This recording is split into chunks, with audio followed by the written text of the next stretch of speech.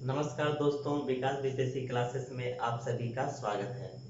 तो आज हम लोग जो टॉपिक पढ़ने वाले हैं वह रक्त के बारे में पढ़ने वाले हैं, जिसे कि हम लोग ब्लड या रुधिर भी कहते हैं। इसके पहले मैंने परिसंचरण भाग 1 और परिसंचरण भाग 2 का वीडियो बना दिया है। जिन लोगों ने वह वीडियो नहीं देखा है, पहले आप वह वीडियो को जाकर देखें, क्योंकि आज का जो हमारा टॉपिक है रक्त, वह उन्हीं टॉपिक से संबंधित है। तो परिसंचरण भाग 1 और परिसंचरण भाग 2 में मैंने सारी चीज़ों को कवर करवाया था। हार्ट के बारे में, ब्लड वेसल्स के बारे में, फेफड़े के बारे में, ये सारी चीज़ को मैंने बताया था। तो आज जो हम लोग पढ़ने वाले हैं वह रक्त के बारे में पढ़ने वाले हैं। तो चलिए शुरू करते हैं आज का टॉपिक रक्त। तो सबसे पहले रक्त को हम लोग ब्लड या रुधिर भी कहते हैं। तो सबसे पहले हम देखेंगे कि रक्त आखिर होता क्या है, रक्त क्या होता है। तो रक्त अगर हम कहें, अगर आपसे पूछें कि रक्त क्या होता है, तो आप सबसे पहले जवाब दीजिए कि रक्त एक तरल पदार्थ है। रक्त क्या है? एक तरल पदार्थ है। दूसरा हम कह सकते हैं रक्त एक संयोजी ऊतक है। दूसरा हमारा क्या है? रक्त एक संयोजी ऊतक है। अब यहाँ पे जो टर्म आया है वह है संयोजी ऊतक, जिसे कि हम लोग कनेक्टेड टिश्यू कहते हैं। तो अब हमारा संयोजी ऊतक यानी कि कनेक्टेड टिश्यू क्या है? तो पहले आइए हम इस संयोजी ऊतक को समझते हैं। इस संयोजी ऊतक क्या है? तो हमारे शरीर में कई सारे ऑर्गन हैं। तो वैसे ऊतक जो हमारे शरीर में एक अंग को दूसरे अंग को जोड़ने का काम करती है, उसे हम लोग संयोजी ऊतक या कनेक्टेड टिश्यू कहते हैं। फिर से सुनिए कि हमारे शरीर में वैसे ऊतक जो कि एक ऑर्गन से दूसरे ऑर्गन को जोड़ने का कार्य करती है, उसे हम लोग क्या कहते हैं? संयोजी ऊतक या कनेक्टेड टिश्यू कहते हैं।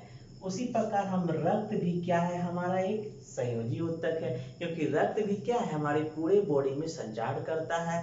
तो हमारे शरीर के जितने ऑर्गन हैं वह सभी ऑर्गन को क्या करता है? जोड़ता है। तो इसी तरीके से रक्त जो है वो हमारा एक संयोजी ऊतक है, कनेक्टेड टिश्यू है। अगर हम अपने शरीर की बात करें तो रक्त के अलावा हमारे शरीर में कई संयोजी ऊतक हैं। तो उनमें से प्रमुख कौन है?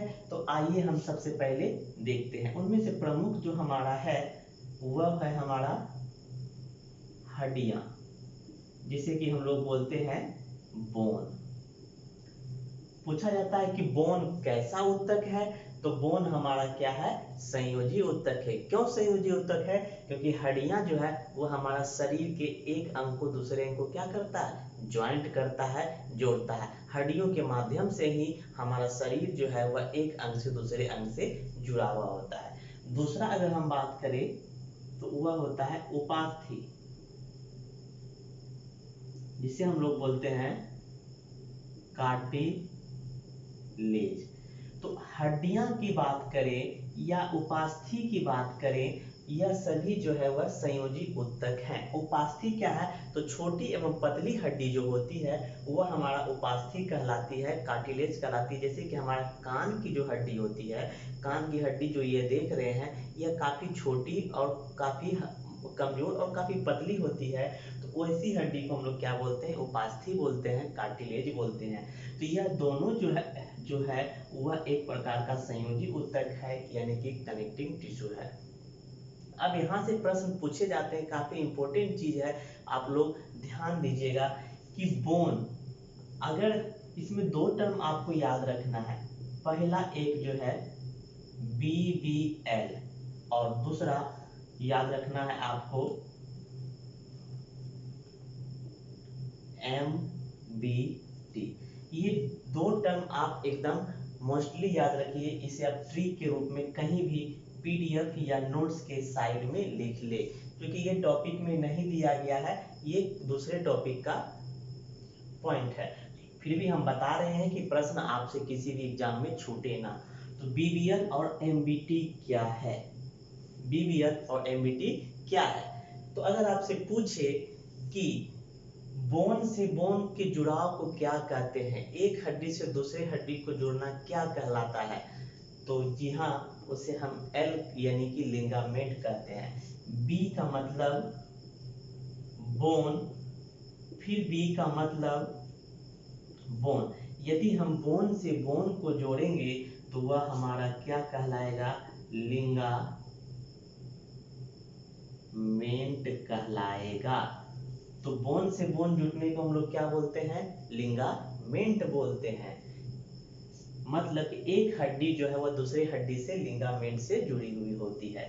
फिर हम एमबीटी की अगर बात करते हैं तो एम का मतलब मसल्स,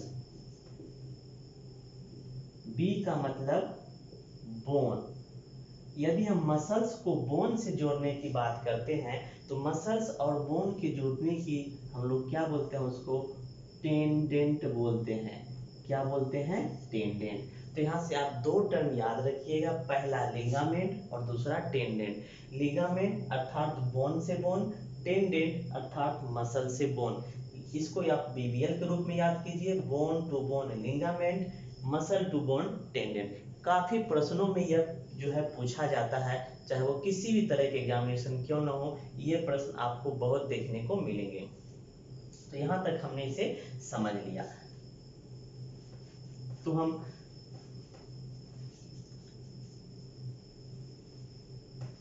हम लोग क्या चर्चा कर रहे थे कि हमारा पहला तो रक्त क्या है? एक तरल पदार्थ है।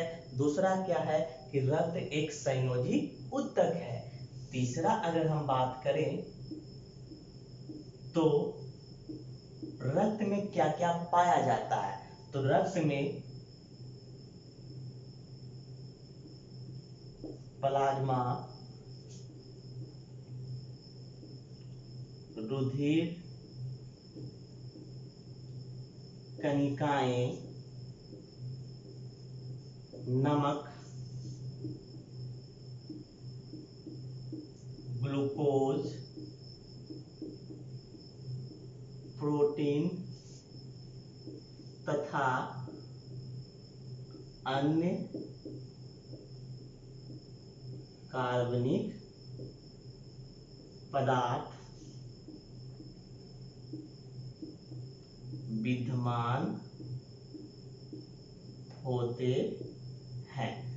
तो रक्त में क्या क्या पाया जाता है? तो हमारे रक्त में बहुत सारे अवयव पाए जाते हैं।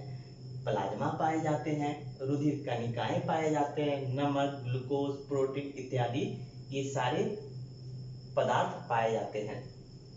अगर हम रक्त बात करें तो हमारा रक्त मान लिए ऐसा है, ठीक है, ये हमारा रक्त की एक बूंद है। इसमें जो होता है हमारा एक द्रव्य पाया जाता है रक्त में, जो हल्का गाढ़ा और चिपचिपा होता है, जिसे हम लोग क्या बोलते हैं? प्लाज्मा। जिसे क्या बोलते हैं? प्लाज्मा। इस प्लाज्मा में छोटे छोटे कण तैरते हुए दिखाई देते हैं। ये हमारे छोटे छोटे, इस प्लाज्मा में छोटे छोटे कण दिखाई तैरते हुए होते हैं। इस छोटे कण को हम लोग क्या बोलते हैं? रुधिर कणिकाएं। क्या बोलते हैं? रुधिर कणिकाएं, जिसे कि हम लोग ब्लड कार्पोसेल्स कहते हैं। अब रुधिर कणिकाएं और प्लाज्मा की चर्चा हम आगे करेंगे। इसके अलावा बहुत सारे छोटे छोटे कण जो होते हैं वो ग्लूकोज होते हैं, प्रोटीन होते हैं, अन्य कई सारे कार्बनिक पदार्थ पाए जाते हैं। तो यह हमारा था रक्त में प्लाज्मा, रुधिर कणिकाएं, नमक, ग्लूकोज, प्रोटीन इत्यादि पाए जाते हैं। नेक्स्ट की अगर हम बात करें, अगर आपसे पूछे कि हमारे रक्त में हमारे शरीर में रक्त की मात्रा कितनी होती है, तो हमारे शरीर में रक्त की जो मात्रा होती है वह लगभग 5 से 6 लीटर होती है। हमारे शरीर में रक्त की मात्रा कितनी होती है? 5 से 6 लीटर होती है। जो हमारे शरीर के कुल भार का लगभग 7% होती है। जो हमारे शरीर के कुल भाग का कितने प्रतिशत होती है? 7% होती है। तो यहाँ से आप लोग याद रखिएगा कि हमारे शरीर में रक्त की कुल मात्रा 5 से 6 लीटर पाई जाती है, जो हमारे बॉडी का कुल भार का जो है 7% होती है। तो ये यहाँ से टर्म आप याद रखिएगा। अब अगर हम बात करें कि रक्त के अध्ययन को क्या कहते हैं, रक्त के अध्ययन को, तो रक्त के अध्ययन को हम लोग क्या बोलते हैं? हेमेटोलॉजी। हेमेटोलॉजी, रक्त के अध्ययन को क्या बोलते हैं? हेमेटोलॉजी बोलते हैं। जैसे ही हेमेटोलॉजी शब्द आ जाए आप समझ जाइए कि वह ब्लड से संबंधित है। तो रक्त के अध्ययन को हम लोग हेमेटोलॉजी बोलते हैं। लेकिन अगर रक्त के निर्माण की प्रक्रिया को पूछा जाए, रक्त के निर्माण की प्रक्रिया, एक तो हो गया हमारा रक्त का अध्ययन, तो साधारण सी बात है हेमेटोलॉजी। लेकिन अगर आपसे पूछे कि रक्त के निर्माण की प्रक्रिया को क्या कहते हैं, तो रक्त के निर्माण की प्रक्रिया को हम बोलते हैं हेमेटोसाइटिस। क्या बोलते हैं? हेमेटोसाइटिस। तो यहाँ से आप दो टर्म याद रखिएगा। पहला हेमेटोलॉजी, जिसके अंतर्गत रक्त का अध्ययन किया जाता है, और रक्त के निर्माण की प्रक्रिया जो प्रोसेस हमारा है वह हेमेटोसाइटिस कहलाता है। तो ये टर्म आपको याद हो गया होगा। फिर अब आगे टर्म की ओर हम देखते हैं।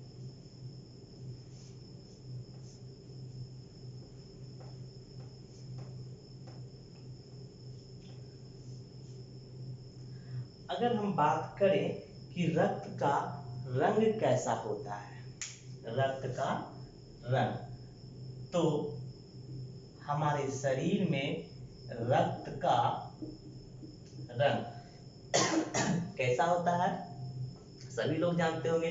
सभी लोग ने अपने अपने ब्लड को देखे होंगे, तो सभी लोग को पता होगा कि हमारे शरीर में रक्त का रंग जो होता है वह गाढ़ा लाल होता है।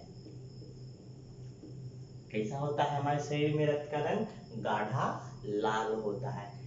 क्यों गाढ़ा लाल होता है? इसके कारण क्या है? अगर आपसे पूछे कि हमारे शरीर में रक्त का रंग लाल होने का क्या कारण है, यह रक्त का रंग लाल होता है क्यों? तो कारण जो इसका है, क्यों लाल होता है? क्योंकि हमारे शरीर के रक्त में यानी हमारे रुधिर में जो है वह हीमोग्लोबिन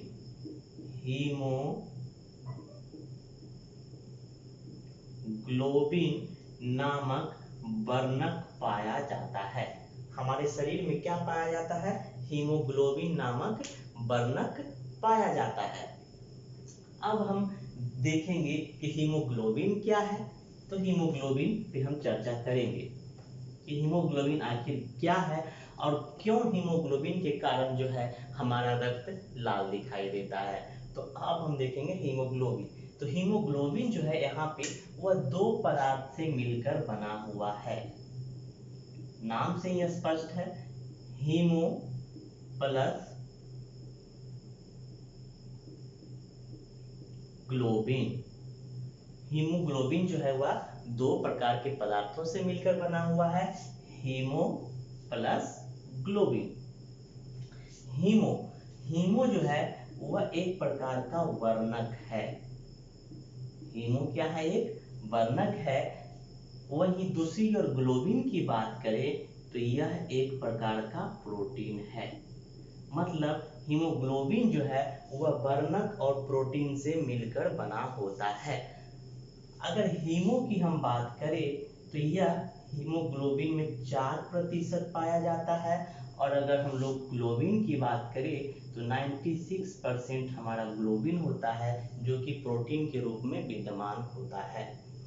अब यह वर्णक जो है इसका कलर कैसा होता है, तो यह लाल रंग का वर्णक होता है। किस कलर का वर्णक होता है, लाल रंग का वर्णक होता है, और इसी लाल रंग के वर्णक के कारण हमारा रक्त जो है वह लाल दिखाई देता है। तो हम कह सकते हैं कि हमारे शरीर में रक्त का रंग लाल होने का कारण क्या है, रक्त में उपस्थित हीमोग्लोबिन। तो यहाँ से हम लोग हीमोग्लोबिन के बारे में पढ़ें।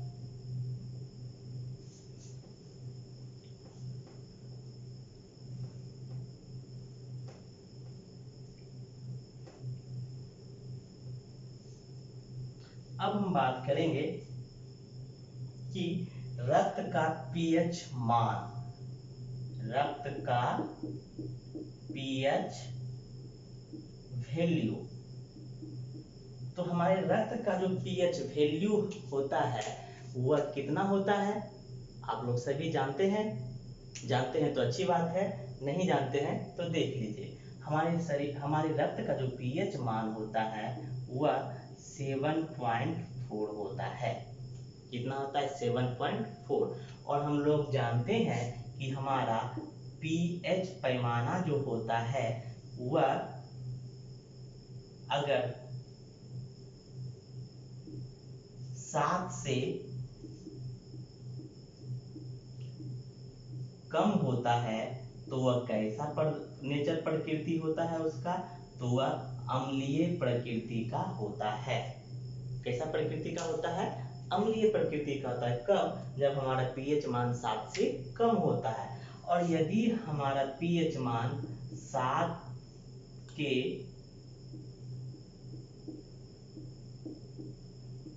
बराबर होता है तो कैसी प्रकृति होती है, तो वह उदासीन होता है, न्यूट्रल होता है। लेकिन जैसे ही किसी पदार्थ का पीएच मान 7 से अधिक होता है,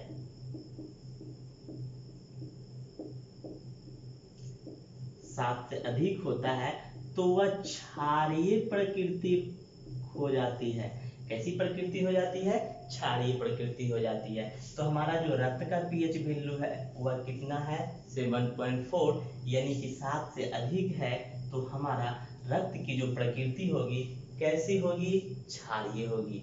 तो इसीलिए हम लोग अगर रक्त को चखते हैं या गलती से मुंह में रक्त चला जाता है तो हल्का क्षारापन लगता है, नमक की मात्रा लगता है। तो इसलिए हमारे रक्त का जो पीएच मान 7.4 होता है, जिसकी प्रकृति क्षारीय होती है। अब अगर हम बात करें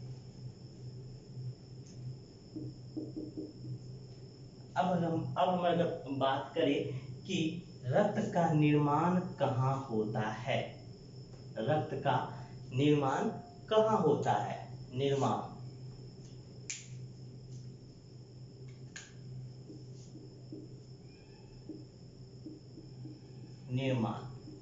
तो रक्त का जो निर्माण होता है वह हमारे शरीर में अस्थि मज्जा में होता है। कहाँ होता है, अस्थि मज्जा, जिसे कि हम लोग बोन मैरो कहते हैं। तो हमारे शरीर में रक्त का निर्माण कहाँ होता है, तो अस्थि मज्जा में होता है, जिसे हम लोग बोन मैरो भी कहते हैं। बहुत इंपॉर्टेंट चीज है ये, बहुत इंपॉर्टेंट पॉइंट है और एग्जामों में पूछे जाते हैं। अब अस्थि मज्जा क्या है, अस्थि मज्जा क्या है, तो हमारे शरीर की जो हड्डियां होती है, हमारे शरीर की जो हड्डियां होती है वह अंदर से खोखले होते, अंदर से उसमें एक छिद्र पाया जाता है, हॉल पाया जाता है। और इस हॉल के अंदर में छोटे छोटे टिश्यू होते हैं, एक उत्तक होता है। उसी उत्तक को हम लोग क्या कहते हैं, अस्थि मज्जा कहते हैं। और वही टिश्यू में हमारा ब्लड का निर्माण होता है। तो समझ में आ गया कि अस्थि मज्जा में ब्लड का निर्माण होता है।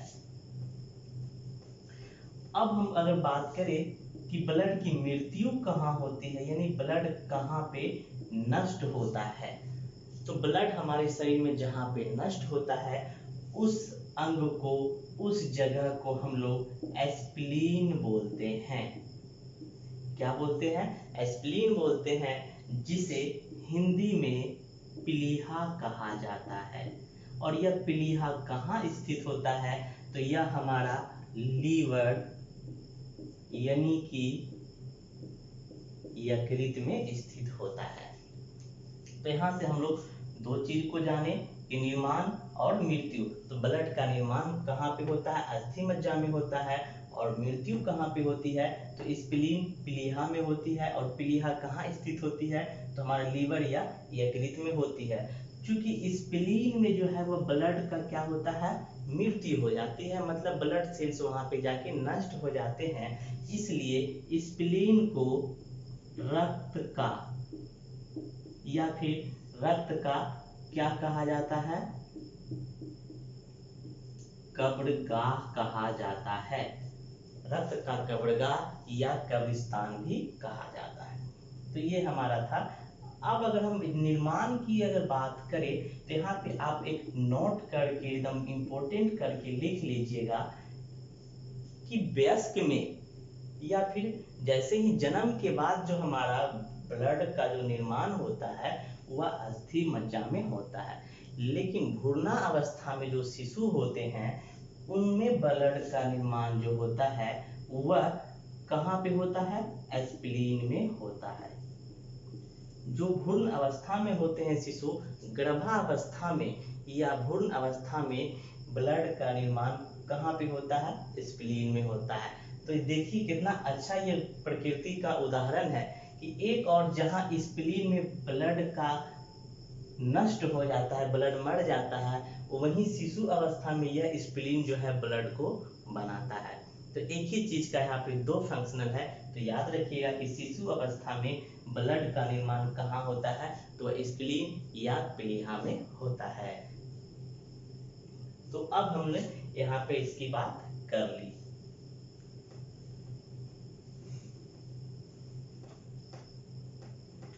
अब हमने ब्लड के सारे पार्ट को देख लिया कि ब्लड हमारा क्या है, उनका। अब हम एक चीज ब्लड में देखते हैं, ब्लड हमारा क्या है, उनके अध्ययन को क्या कहते हैं, उनके निर्माण की प्रोसेस को क्या कहते हैं, हमारे शरीर में कितने ब्लड की मात्रा होती है। इन सारी चीजों को हमने देखा और इनसे सीधे तौर पर प्रश्न पूछे जाते हैं।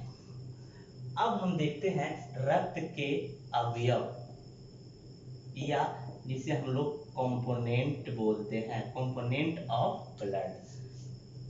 तो रक्त में अगर देखा जाए तो मुख्य रूप से दो अवयव पाए जाते हैं। रक्त में मुख्य रूप से दो अवयव पाए जाते हैं।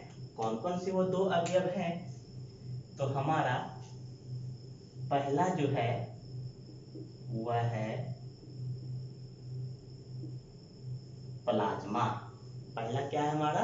प्लाज्मा, जिसे इंग्लिश में भी हम लोग प्लाज्मा ही बोलते हैं। और अगर दूसरा कंपोनेंट की हम अगर बात करें तो दूसरा है हमारा रुधिर कणिकाएं, जिसे कि हम लोग ब्लड कार्पोसेल्स कहते हैं। तो हमारा ब्लड जो है, ब्लड में मुख्य रूप से दो अवयव पाए जाते हैं, पहला प्लाज्मा और दूसरा रुधिर कणिकाएं। अब हम लोग प्लाज्मा के बारे में जानते हैं कि आखिर प्लाज्मा है क्या। तो सबसे पहले प्लाज्मा जो है वह हल्के पीले रंग का एक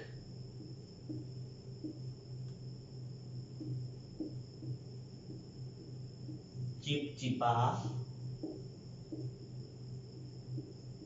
पदार्थ है। प्लाज्मा क्या है? तो वह हल्के पीले रंग का एक चिपचिपा पदार्थ है। अगर हम ब्लड की बात करें तो यह हमारा ब्लड है, ठीक है, यह हमारा ब्लड है। तो इसमें जो हमारा चिपचिपा द्रव्य जो होता है वही हमारा क्या कहलाता है? प्लाज्मा कहलाता है, ठीक है। और वह द्रव्य कैसा होता है? तो वह चिपचिपा होता है और वह हल्के पीले रंग का होता है। अगर हम प्लाज्मा की बात करें तो प्लाज्मा में 90% जल की मात्रा होती है। पूछा जाता है प्रश्न में कि प्लाज्मा में सर्वाधिक मात्रा में क्या पाए जाते हैं? तो सर्वाधिक मात्रा में क्या पाए जाते हैं? जल पाए जाते हैं। बचे हुए जो 10% हैं उनमें से हमारा ग्लूकोज होते हैं,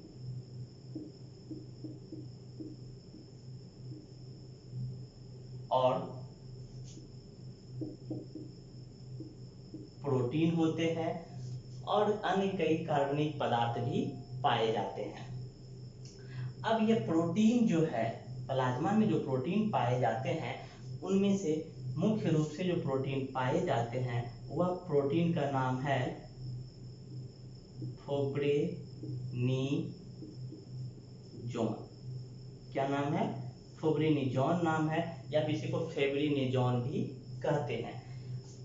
तो फेब्रिनिजोन क्या है? यह एक प्रकार का हमारा प्रोटीन है जो कि प्लाज्मा में पाया जाता है। अगर इस प्रोटीन को प्लाज्मा से निकाल दिया जाता है, इस प्रोटीन को अगर प्लाज्मा से क्या किया जाता है? निकाल दिया जाता है। अगर हम फेब्रिनोजोन नामक प्रोटीन को प्लाज्मा से निकाल देंगे तो हमारा शेष भाग जो प्लाज्मा का है वह क्या कहलाता है? तो वह हमारा कहलाता है सीरम कहलाता है। क्या कहलाता है? सीरम कहलाता है, ठीक है। तो ये अगर हम प्लाज्मा में से फेब्रिनोजोन नामक प्रोटीन को निकाल दें तो हमारा शेष भाग जो है वह सीरम कहलाता है, ठीक है।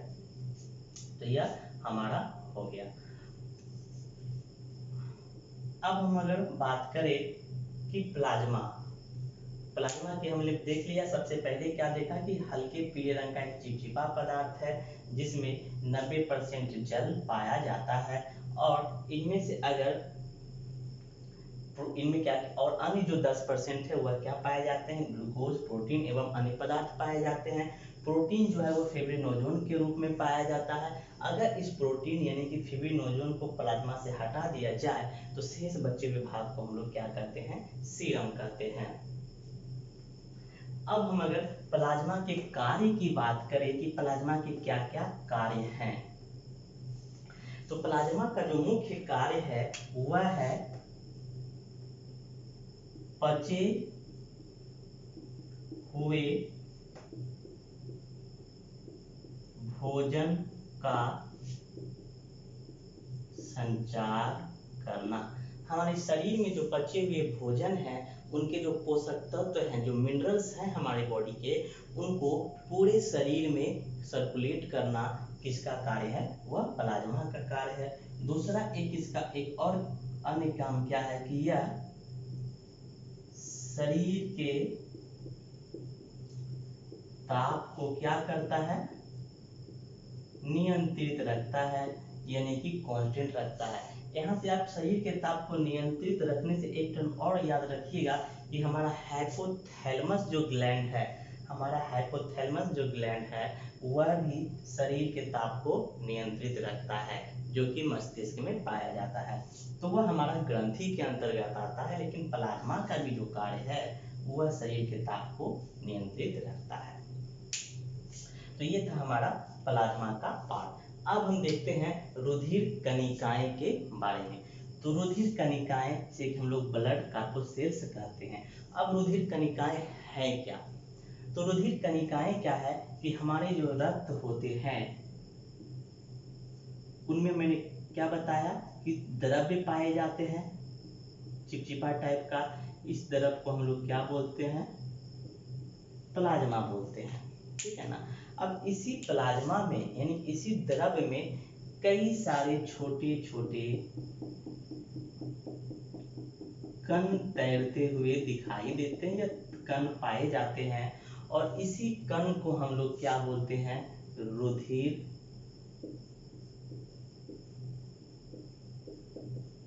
कणिकाएं यानी कि ब्लड कार्पोसेल्स कहते हैं।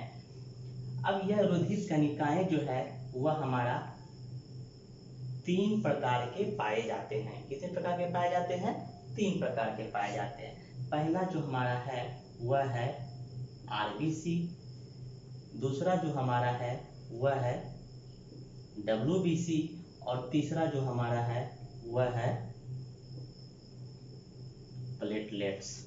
तो 3 तरह के हमारे रुधिर कणिकाएं पाए जाते हैं, इनको हम आगे देखते हैं।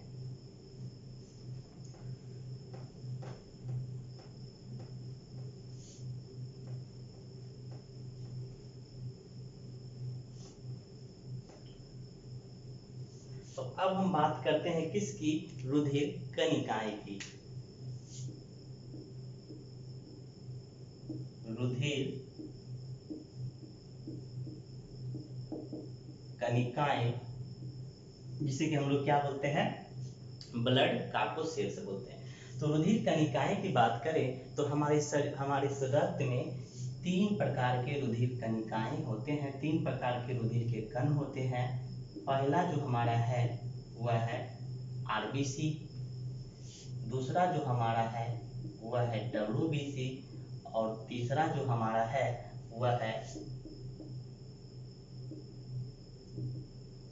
प्लेटलेट्स जिसे कि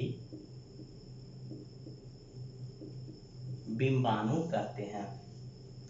आरबीसी की अगर हम बात करें तो इसे रेड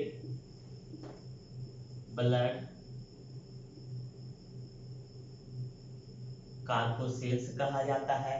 डब्ल्यूबीसी की बात करें तो इसे वाइट ब्लड कार्पोसेल्स कहा जाता है। रेड ब्लड सेल यानी कि लाल रुधिर कणिकाएं, व्हाइट ब्लड सेल यानी कि श्वेत रुधिर कणिकाएं, और प्लेटलेट्स यानी कि बिंबाणु। तो अब हम बारी बारी से पहले आरबीसी को पढ़ेंगे, फिर डब्ल्यूबीसी को पढ़ेंगे और फिर प्लेटलेट्स को पढ़ेंगे। तो आज हम जो पढ़ेंगे इस वीडियो के माध्यम से वह आरबीसी तक पढ़ेंगे। तो आइए अब देखते हैं हम लोग आरबीसी के बारे में।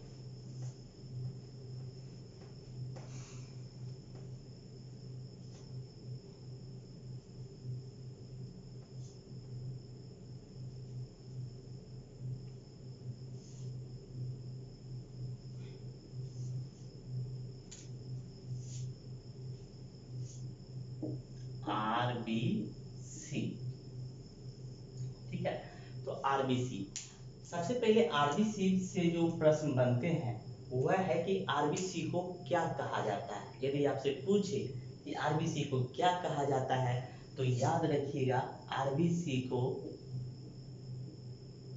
इरिथ्रोसाइट्स कहा जाता है। आरबीसी को क्या कहा जाता है, इरिथ्रोसाइट्स कहा जाता है। आरबीसी का पूरा नाम हमने पढ़ लिया, रेड ब्लड कार्पोसेल्स। अब अगर हम बात करें तो आरबीसी जो हम लोग रक्त के जो नेचर पढ़े थे वही हमारा आरबीसी का भी नेचर होता है। आरबीसी क्या है, तो एक प्रकार का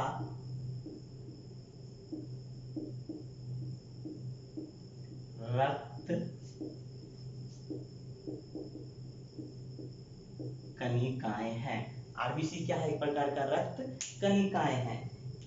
अब आरबीसी की अगर रंग की बात करें तो जैसे ही नाम है रेड ब्लड सेल यानी कि इसका रंग भी क्या होगा, रक्त की तरह बिल्कुल गाढ़ा लाल होगा। क्यों लाल होगा, तो इसकी चर्चा हम लोग पहले कर चुके हैं रक्त में, क्योंकि इसमें हीमोग्लोबिन नामक प्रोटीन पाया जाता है। ठीक है, ठीक उसी तरीके से जिस तरीके से रक्त का निर्माण अस्थि मज्जा में होता है, तो आरबीसी का निर्माण भी कहाँ पे होता है? अस्थि मज्जा में होता है। तो आरबीसी का निर्माण अस्थि मज्जा यानी कि बोन मैरो में होता है। ठीक उसी प्रकार से अगर इसमें शिशु गर्भावस्था या भ्रूण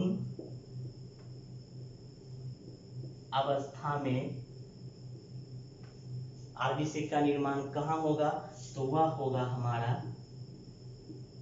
प्लीहा, जिसे कि स्प्लीन कहते हैं। नेक्स्ट अगर हम बात करें कि आरबीसी की मृत्यु कहाँ होती है, आरबीसी की मृत्यु कहाँ होती है, तो वह हमारा प्लीहा, जिसे कि स्प्लीन कहा जाता है, वहां पे होती है। और इसी कारण मैंने बताया था कि प्लीहा या स्प्लीन को रक्त या आरबीसी का कब्रगाह भी कहा जाता है। नेक्स्ट जो है, अगर हम आरबीसी की जीवन काल की बात करें, तो आरबीसी का जीवन काल जो होता है वह 20 से 120 दिन होता है। आरबीसी का जीवन काल कितना होता है? 20 से 120 दिन होता है। तो ये था हमारा आरबीसी। तो हमने पढ़ा कि हमारे रक्त जो है वह रक्त में दो तरह के कंपोनेंट्स होते हैं, पहला प्लाज्मा और दूसरा रुधिर कण। प्लाज्मा का भाग एक बार आप याद नोट कर लीजिएगा, मैंने पीछे बताना भूल गया था। प्लाज्मा जो है वह 55% पाया जाता है और रुधिर कण जो है वह कितना प्रतिशत पाया जाता है? 45% पाया जाता है। तो रक्त का 55% प्लाज्मा और 45% रुधिर कण होता है। ये आप रुधिर में ऐड कर लीजिएगा। तो यह हमारा हो गया आरबीसी के नेचर के बारे में, उसके फैक्ट के बारे में। अब हम देखते हैं कि हमारे शरीर में रक्त की मात्रा की कम हो जाने से कौन कौन सी बीमारी होती है। यानी कि रक्त की मात्रा कम होने का मतलब कि आरबीसी की मात्रा कम होने से हमारे शरीर में कौन कौन सी बीमारी होती है।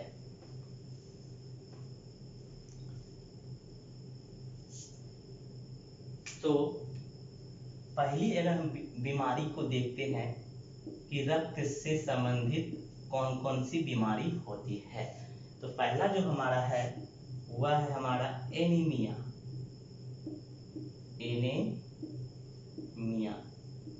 एनीमिया नामक बीमारी जो है वह हमारे शरीर में रक्त की कमी से होती है, या फिर इसी को हम लोग आरबीसी की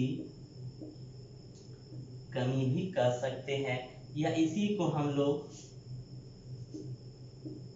हीमोग्लोबिन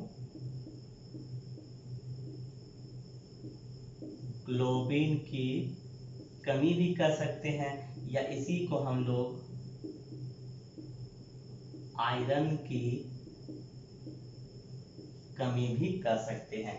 तो ये किसी में से अगर कमी से पूछा जाए कि कौन सा रोग होता है, तो वह हमारा एनीमिया रोग होता है। यह रोग जो है वह विशेष तौर पे गर्भवती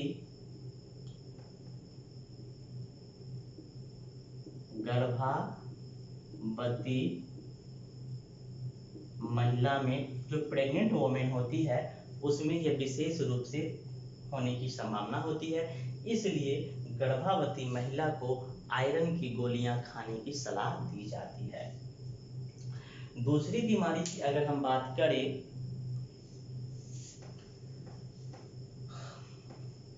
तो वह है हमारा थैलेसीमिया। थैलेसेमिया।